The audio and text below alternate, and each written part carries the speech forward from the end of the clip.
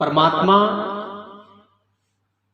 ईश्वर और भगवान ये एक है, नाम अनेक प्रकार से प्राणी बोलता है। परमात्मा का दर्शन और दर्शन के जो प्रकार हैं वो श्रीमद् भागवत कथा में इस प्रकार बताए गए हैं। दर्शन के 3 प्रकार शास्त्र में बताए हैं। भगवान के दर्शन के 3 प्रकार शास्त्र में बताए हैं। पहला प्रकार है सपने में प्रभु की झांकी होती है, अर्थात सपने में परमात्मा दर्शन देते हैं। यह हुआ साधारण दर्शन। मंदिर में और मूर्ति में परमात्मा की दर्शन हो तो यह है मध्यम दर्शन, और ईश्वर का अपरोक्ष दर्शन इसे कहते हैं उत्तम दर्शन। अब ये 3 दर्शन, परमात्मा का अपरोक्ष साक्षात्कार जब होता है तब जीवन सफल होता है। अपरोक्ष का मतलब आमने सामने जब परमात्मा का दर्शन हो तो उस मनुष्य का जीवन सफल होता है। वेदांत में साक्षात्कार के 2 प्रकार कहे गए हैं। अब देखो, शास्त्र में बड़ी गूढ़ भाषा है।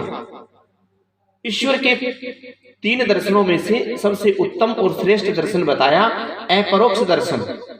अब अपरोक्ष में भी 2 प्रकार बताए हैं। पहला है परोक्ष ज्ञान और दूसरा है अपरोक्ष ज्ञान। ईश्वर किसी एक स्थान पर है ऐसा जो मानता है वह परोक्ष साक्षात्कार है। ईश्वर के बिना इस संसार में कुछ भी नहीं है। ईश्वर ही सब कुछ है। हर जड़ जीव और चेतन में ईश्वर है, और मैं भी ईश्वर से अलग नहीं हूं।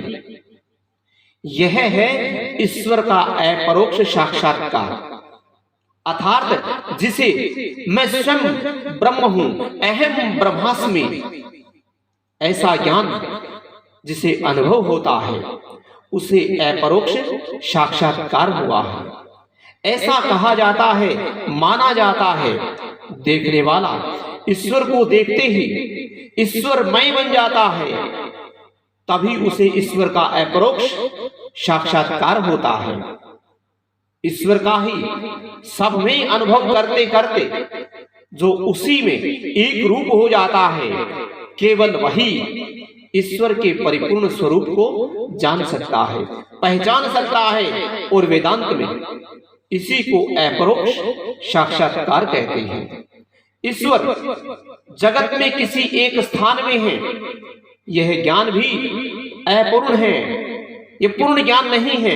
ईश्वर सर्वव्यापक है।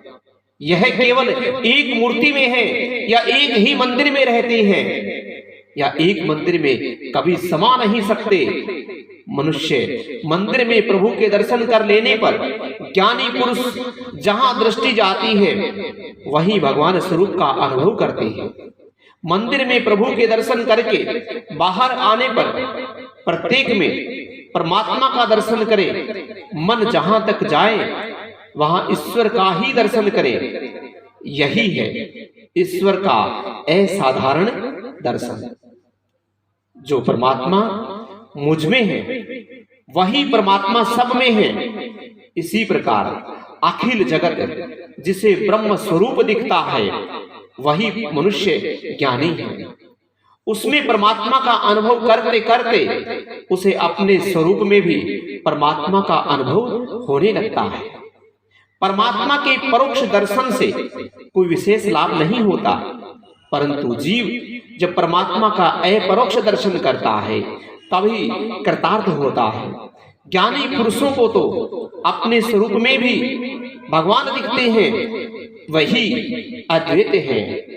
श्री कृष्ण लीलाएं इसीलिए हैं कि इन लीलाओं का चिंतन करते करते गोपियां अपने स्वरूप में भी परमात्मा का अनुभव करती हैं। कहते हैं लाली देखन में गई, मैं भी हो गई लाल। गोपियों को अपने स्वरूप का विस्मरण नहीं हुआ और कहती हैं मैं ही कृष्ण हूं। अपने प्यारे कृष्ण का सब में अनुभव करती हुई गोपियां भी कृष्णमय बनी। जिसे अपने अंदर परमात्मा का दर्शन होता है, वही जीव परमात्मा के साथ मिल सकता है। अपने अंदर जिसे परमात्मा दिख जाते हैं, उसके बाद वह जीव ईश्वर से जुदा कभी नहीं हो सकता, वह ईश्वर से मिल ही जाता है। यही श्रीमद् भागवत कथा का फल है। ज्ञानी ज्ञान से परमात्मा का, ब्रह्म का अपरोक्ष साक्षात्कार करते हैं, जबकि वैष्णव भक्त जो होते हैं वो प्रेम से परमात्मा का अपरोक्ष साक्षात्कार करते हैं। ईश्वर जीव को अपना करके जब अपने स्वरूप का दान करते हैं, तभी जीव पूर्ण होता है। बिना ईश्वर के सारा संसार अपूर्ण है, जीव भी अपूर्ण है, अतः इसे शांति नहीं है। नारायण ही एक पूर्ण है, सच्ची शांति नारायण में है। नर नारायण का ही अंश है, अतः नर को नारायण में ही समा जाना है। श्री नारायण की पहचान कराने वाला और श्री नारायण में लीन होने का साधन, इसे कहते हैं श्रीमद् भागवत कथा शास्त्र। यह आज का हमारा दूसरा अध्याय या बिंदु, परमात्मा का दर्शन और परमात्मा के दर्शन के 3 प्रकार कौन कौन से होते हैं, यह वेद व्यास जी महाराज ने श्रीमद् भागवत कथा शास्त्र में बताया है। अब हम कल कर्म मार्ग, ज्ञान मार्ग और भक्ति मार्ग, इस पर चर्चा करेंगे, इसका रहस्य बताएंगे। बोलिए श्री कृष्णचंद्र भगवान की जय, बोलिए भागवत भगवान की जय, बोलिए श्री लक्ष्मी नारायण भगवान की जय, बोलिए माँ के बिहारी लाल की जय। जय जय श्री राम, जय जय श्री राम, जय जय श्री राधे।